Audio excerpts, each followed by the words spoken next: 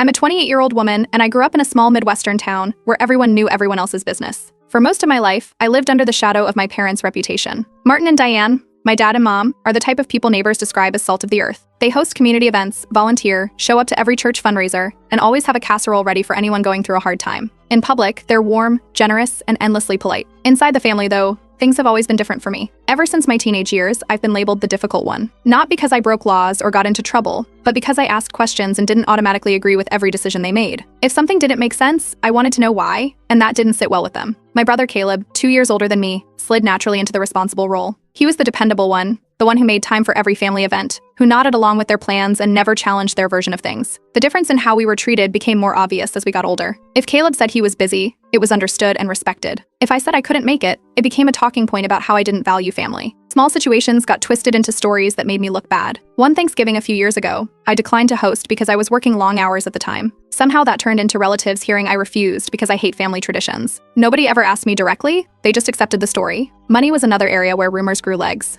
In my early 20s, I learned through the grapevine that my parents had been telling people I borrowed money from them often and didn't pay it back. They never said it to my face, but I'd hear comments like, "I hope you're getting ahead on things now," from relatives. The truth was, on the rare occasions I borrowed anything, I paid it back immediately, sometimes with extra, but the narrative was already out there. Whenever I visited home, I noticed they had a way of raising personal matters in front of others. If I was renting instead of buying a place, that became a conversation topic at dinner. If I'd switched jobs, they'd bring it up with an undertone that made it sound irresponsible. It wasn't just awkward, it chipped away at how people in the family saw me. The worst moment came at a summer barbecue last year. I was in the kitchen, getting more drinks, when I overheard my parents talking to one of my aunts. They were telling her I probably won't amount to much and was just a taker. It wasn't said in anger, it was casual, like a fact they were certain of. I stood there holding the tray of cups, realizing that the stories they told about me weren't just exaggerations. They actually believed, or wanted others to believe, that I was some kind of failure. 6 months ago, things escalated. Out of nowhere, I got a group email from my parents addressed to me, Caleb, and several other relatives. It said there would be a family meeting to address my behavior and financial irresponsibility. The tone was formal, almost like I was an employee being called into HR. The meeting was set for a Saturday at their house, and they expected everyone to attend. I didn't reply right away. Instead, I started digging.